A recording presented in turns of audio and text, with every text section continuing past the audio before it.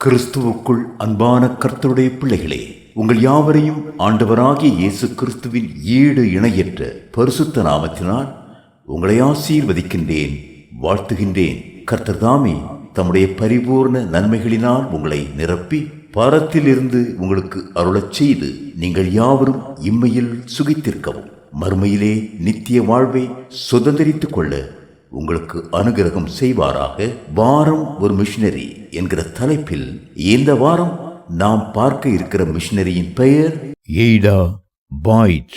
எய்டா பாய்ட் அவர்கள் ஒரு குறிப்பிட்ட இன இந்திய பெண்களின் நிலையை மேம்படுத்த அதிக பிரயாசப்பட்ட அநேக தேவ ஊழியர்களுள் ஒருவர். பெண்கள் பொது இடங்களில் தோன்றவும் ஆண்களுடன் உரையாடவோ கூடாது என்ற பொதுவான வழக்கம் இஸ்லாமியர்கள் மற்றும் உயர்வர்க்க இந்துக்களிடையே பெண்கள் மத்தியில் நிலவி வந்தது. எய்டா பாய்ட் அத்தகைய பெண்களை அவர்களின் வீடுகளில் சந்தித்து கிறிஸ்துவின் அன்பை அனுபவத்திற்குள் வழிநடத்தினார். இந்தியானாவில் பிறந்த எய்டா தன் பாட்டியிடம் வளர்ந்து வந்தார். கிறிஸ்தவ மகளிர் ஊழிய பணிக்குழு இந்திய நாட்டிற்கு பெண் ஊழியர்களை அனுப்ப திட்டமிட்ட போது எய்டா தன்னையே அந்த சேவைக்கு ஒப்புக் கொடுத்தார். மேரி கிரெஃபியேல், மேரி கிங்ஸ்பரி, லாரா கின்சி என்பவர்களோடு எய்டா 1882 ஆண்டு இந்தியாவிற்கு வந்தார். 1885 ஆண்டு பிலாஸ்பூர் என்ற ஊரை சென்றடைந்தார். அவர் உத்தமமும் அர்ப்பணிப்பும் உடைய பெண்ணாக திகழ்ந்தபடியால் இயேசுவை உடனடியாக பிரசங்கிக்கும்படி அதிக தீவிரமாய் இந்தி மொழியை கற்கத் துவங்கினார். அநேக துன்பங்களையும் பொருட்படுத்தாமல் எய்டா தனது ஊழியத்தில் ஜாதி ஏற்ற தாழ்வுகளை கடந்து எல்லா பெண்களையும் சந்திக்க முனைந்தார். உள்ளூர் பெண்களுக்கு பின்னல் மற்றும் தையல் வேலைகளை கற்றுக் கொடுத்து மருத்துவ வசதிகளையும் அளித்து அப்பெண்களுடன் நட்பை வளர்த்தார்.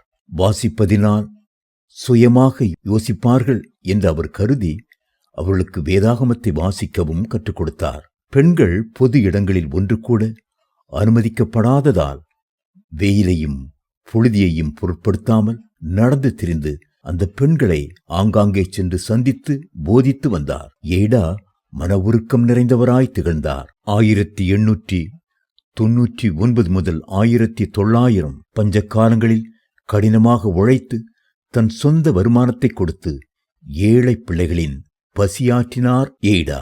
அனாதை இல்லம் ஒன்றை கட்டி பல புறக்கணிக்கப்பட்ட ஏழை சிறுவர்களை தத்தெடுத்தார். அவர்களுக்கு பள்ளிகளையும் ஞாயிறு பள்ளிகளையும் தொடங்கி வைத்தார்.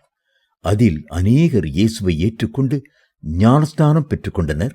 எய்டா தனக்கு கொடுக்கப்பட்ட ஊழிய பொறுப்பை விடாப்பிடியாக பற்றி கொண்டு தனது வாழ்நாள் முழுவதும் தேவனுக்கு தொண்டு செய்யும் அர்ப்பணிப்புள்ள ஊழியராக விளங்கினார். பிலாஸ்பூரில் 33 ஆண்டுகள் சேவை செய்த பிறகு 1915 இயேசுவின் பாதம் சென்றடைந்தார் எய்டா பாய்ட். இதைப்போல் நாமும் கர்த்தர்க்காய் உழைப்போம். கர்த்தர் நம்மை ஆசீர்வதிப்பாராக. ஆமேன்.